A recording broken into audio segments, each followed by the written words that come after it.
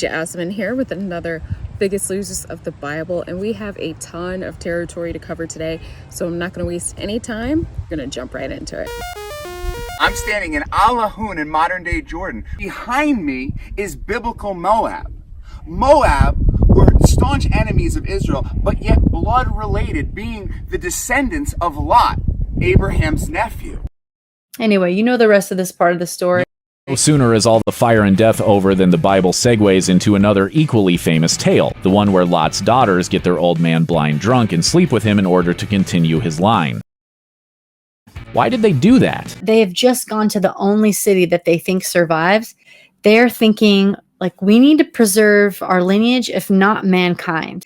And in their mind, there's not even a man who can get them pregnant. Like, that's how small this other city is. The lazy explanation is that Lot's daughters thought the rest of the human race had perished and were just doing their duty. But Genesis 19 is quite clear that the family had just left the surviving city of Zoar.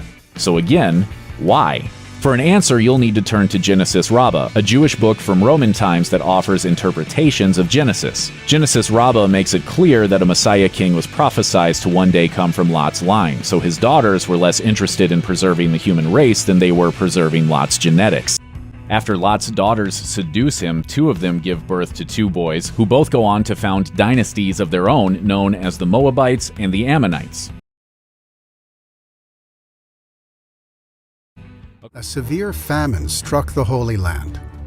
Elimelech, a wealthy leader from the tribe of Judah, escaped the hunger by relocating from Bethlehem to the hostile pagan country of Moab, along the Holy Land's eastern border, with his wife Naomi and two sons. This outstanding Judean family attracted attention.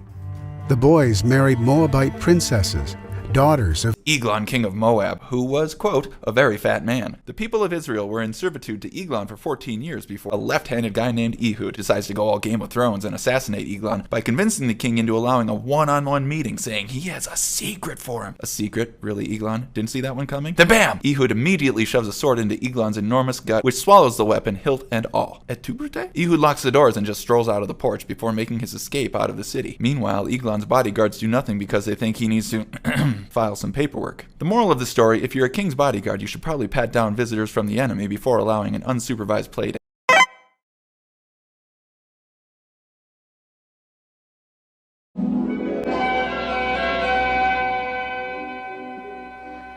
This day you pass from a life of learning about your God to a life of serving him. Your first duty will attach to our yearly ceremony of sacrifice. In this year of Chemosh, the child is Tabor. Among you shall be shared the honor of fitting her for immolation. Tell this man what it means to die for Chemosh. To die for Chemosh is to live forever. I will make a crown that will sparkle in the sun. It will glow with precious stones. It will be happy as a bride. You disapprove of sacrifice? Of human sacrifice? Take Tabor outside and wait for me. I've never heard sentiments like yours before. How do you come by them? Through belief in a merciful God. And where is this God? Show him to me. He is invisible. That makes it convenient for carrying him with you, does it not? Make the crown as I wish it. Deal with this person in the matter. Have him bring the crown to you. To our enemies give evil, plague, famine, and misery. To our king grant health, strength, and enduring years of life. To our king grant health, strength, and enduring years of life. The artisan is here. Admit him. We shall go on with this later.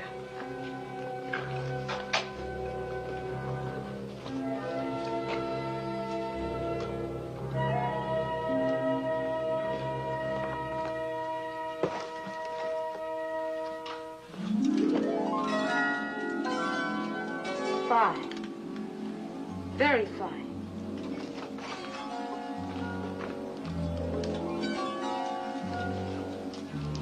That too? Show me the rest.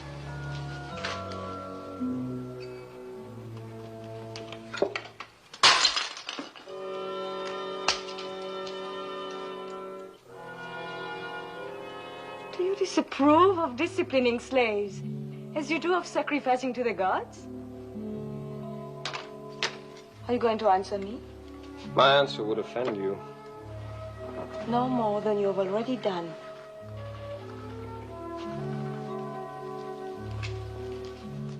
I must make clear why I sent for you. That is not necessary, my lady. That you did is enough. And it pleases me very much.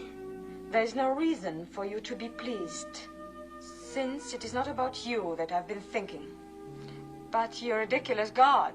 That was all I inferred. Well, tell me more about him. Since you say your God is everywhere, perchance I am stepping on him right now. Indirectly, yes, the earth being one of his creations. The earth? Then you may as well claim that he made the moon too.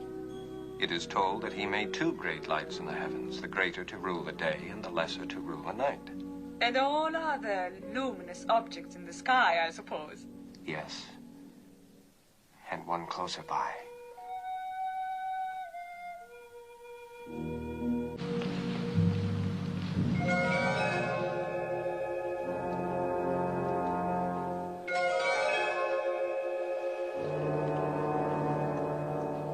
You are so young.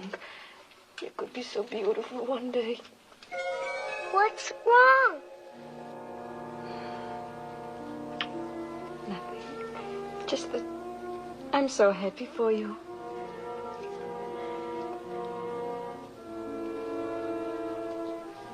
Go, Teba. Put your crown among your other fittings.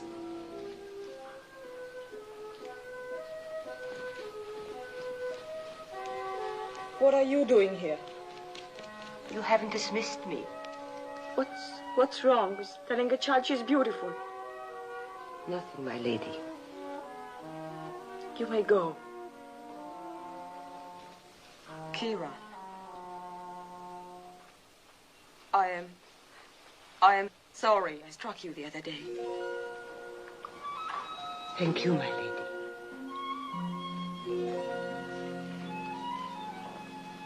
I've been raised to save Chemosh. He is my God, my only God, and he's been good to me. How has he been good? No, I'm not challenging you. You mean he's given you comfort and position? More than that, much more. Tell me. You've confused me, so I can't think.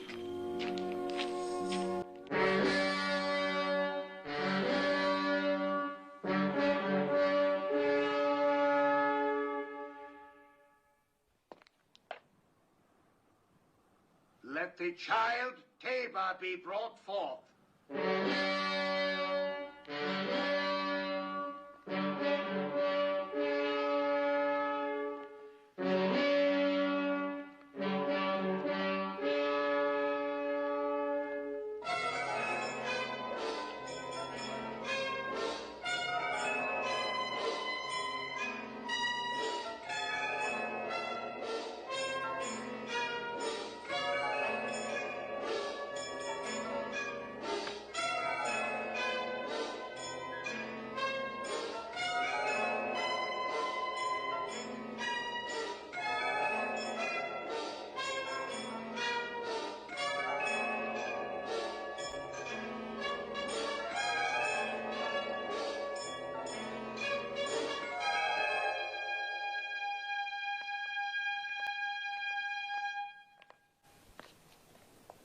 Now, my child.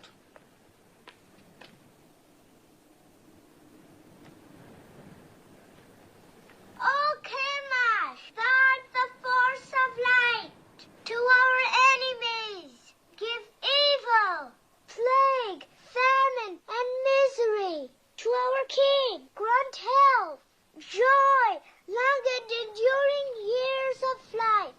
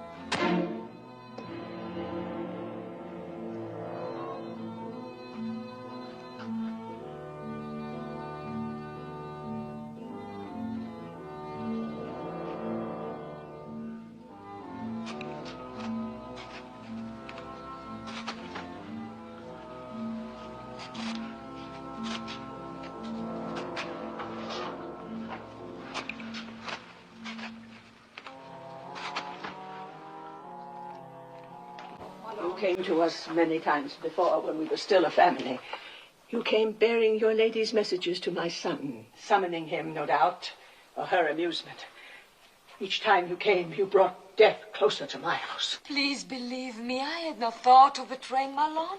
I have come to help. I want no help from you. If I were not fearful for your son's life, do you think I would come stealing here?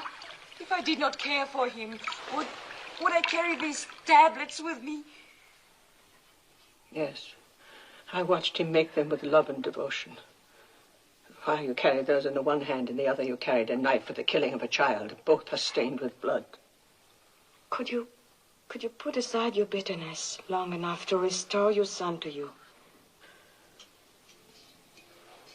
Elimelech and his sons met early deaths, and Naomi desired to return to Bethlehem.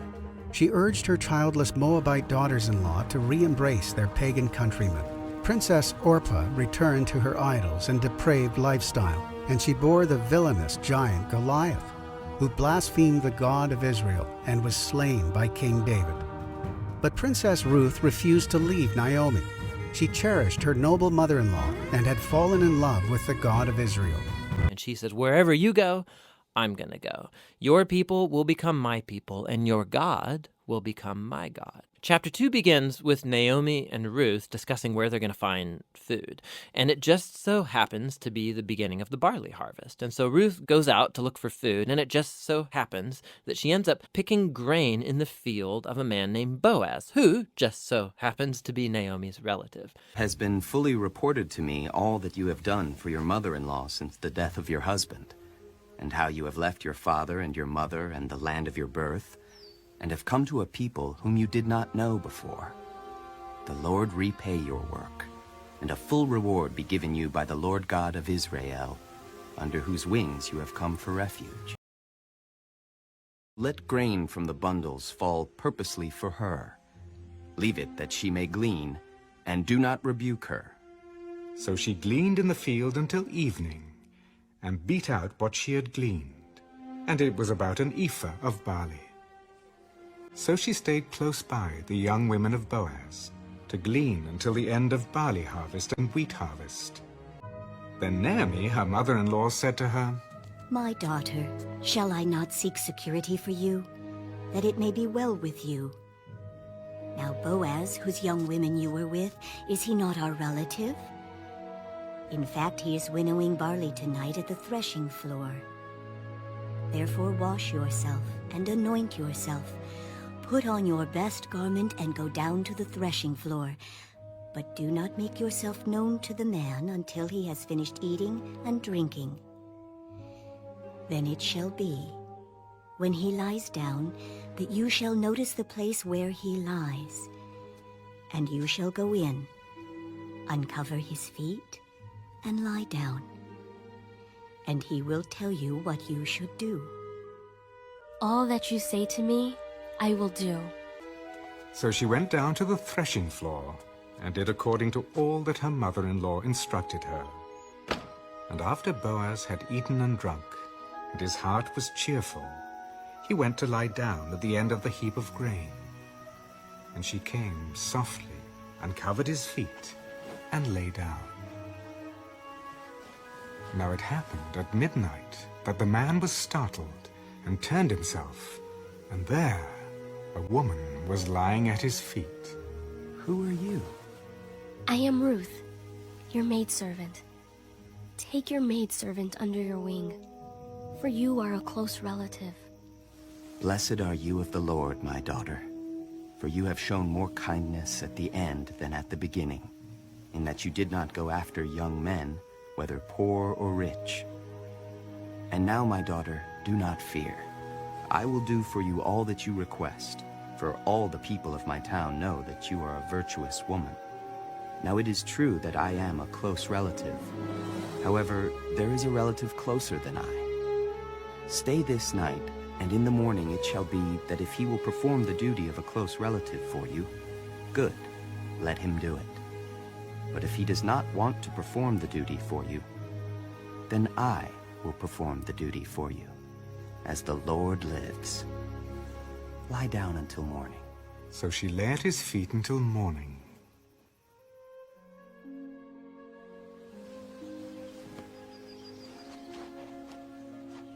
and she arose before one could recognize another. Do not let it be known that the woman came to the threshing floor. Bring the shawl that is on you and hold it. And when she held it, he measured 6 ephahs of barley and laid it on her.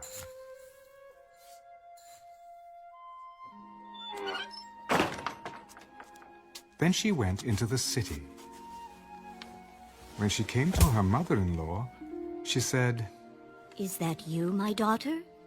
Then she told her all that the man had done for her. And she said, "These 6 ephahs of barley he gave me, for he said to me, 'Do not go empty-handed to your mother-in-law.'" "Sit still, my daughter, until you know how the matter will turn out. For the man will not rest until he has concluded the matter this day." Boaz is so impressed by Ruth's loyalty to Naomi. He prays for her that God will reward her for her boldness. And so the chapter ends with Ruth returning to Naomi, and they marvel together at all of these recent events. And so he acquires the family property of Naomi, and he marries Ruth. And so just at the beginning, how Ruth was loyal to Naomi's family, so now Boaz is loyal to Naomi's family as well. The story concludes with a reversal of all of the tragedies from chapter 1. So the death of the husband and the sons is reversed as Ruth is married again and gives birth to a new son, granting joy to Naomi.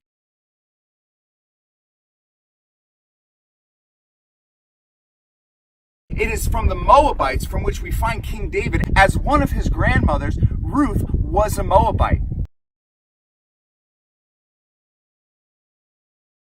So no Moabite means no King David and no Solomon, who were pretty important Bible guys. On the other hand, it also means no centuries of warfare and fewer regional rivals. Take your pick. All right, guys, that is all I've got for today.